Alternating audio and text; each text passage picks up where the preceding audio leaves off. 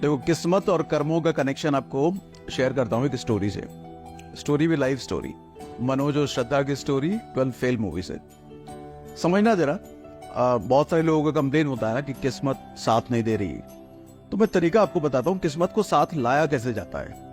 आप अगर मेहनत कर रहे हो और किस्मत साथ नहीं दे रही तो इस स्टोरी से आपको बहुत कुछ समझ में आएगा। देखो सर, मैं एक चीज तो हमेशा कहता हूँ, किस्मत कर्मों के अधीन होती है, गुलाम होती है किस्मत।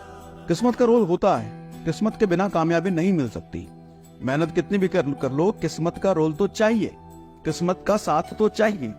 तो किस्मत का साथ मिले कैसे, ये समझना जरा। फिल्म में आपने देखा होगा 12 फेल मूवी में, जब मनोज पहली बार दादी से पैसे वैसे लेकर के सारा बोरिया बिस्तर बांध के शहर की तरफ जाता है, तो शहर पहुंचते ही उसका सारा पैसा चोरी हो जाता है, कपड़ा लत्ता बॉक्स बुक सब कुछ चोरी हो जाता है।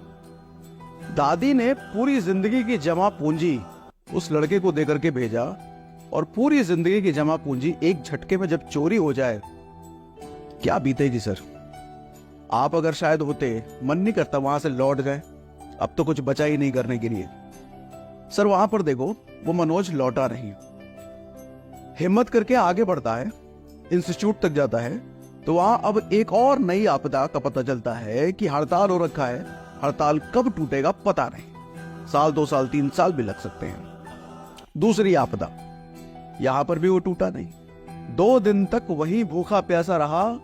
तीसरे दिन जाकर के किसी होटल में दस्तक लगाई और वहां मुलाकात होती है उसकी किस्मत से। अब देखना, किस्मत कौन, किस्मत क्या। 2 दिन तक, पहले 2 दिन तक, पहले बस में झटका मिला, फिर दूसरा इंस्टीट्यूशन के बाहर झटका मिला। इन दोनों झटकों से उसने अपने मनोबल को हिलने नहीं दिया। तब तीसरे झटके में किस्मत साथ देती है, और किस्मत साथ देती है उसके दोस्त अनुराग पाठक के रूप में। वो किस्मत तो था, एक ऐसा दोस्त, मनोज शर्मा आईपीएस ने अपने इंटरव्यू में बताया है कि अनुराग पाठक एक ऐसा दोस्त था जिसने जिंदगी भर उनको फाइनेंशियली सपोर्ट किया और कभी उससे पैसे वापस नहीं मांगे। सर ऐसा दोस्त किस्मत से ही तो मिलता है। आप में और हमारे पास ऐसे कितने दोस्त हैं, शायद ना हो, लेकिन अगर ऐसा दोस्त किसी के पास है तो मैं तो इसको किस्मत ही कहूंगा। लेकिन किस्मत कब आई दरवाजे पर, जब उसने अपनी हिम्मत दिखाई, जब उसने अपनी ताकत दिखाई। अच्छा अब आगे बढ़ो।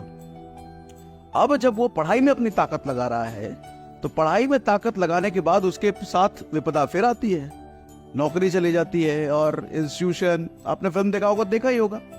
लेकिन फिर एक बार किस्मत साथ देती है, श्रद्धा के रूप में।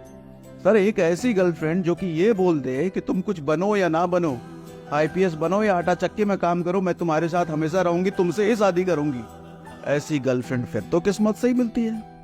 तो मैं तो ये मानता हूं कि मनोज को अनुराग पाठक जैसा दोस्त और श्रद्धा जैसी गर्लफ्रेंड मिलना सर किस्मत का ही काम है। सैकड़ों या करोड़ों में से शायद किसी एक को मिलती है।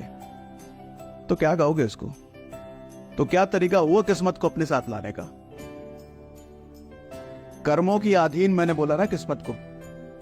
आपके कर्म क्या इस तरीके से हैं कि भगवान खुद सोचने पर मजबूर हो जाए, यार इसको नहीं दिया तो मेरे से कोई पाप हो जाएगा, इसको अगर फल नहीं दिया तो फिर लोग मुझे पूजना छोड़ देंगे, इतनी मेहनत कर रहा है ये, इतना बुलंद हौसले वाले आदमी को तो देना ही पड़ेगा।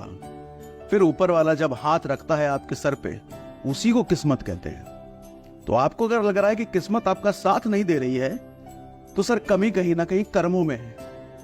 एक बात गांठ बांध दीजिए सर, आप कहीं से भी रामायण से महाभारत से सीखना चाहें तो आपको यही सीख मिलेगी, कर्मों के बाद ही किस्मत का रूल आता है।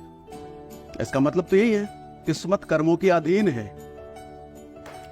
मेरी बात से अगर आप सहमत हैं तो कमेंट आपका मैं पढ़ना चाहूंगा, कमेंट बॉक्स में मुझे बताइएगा अपनी राय।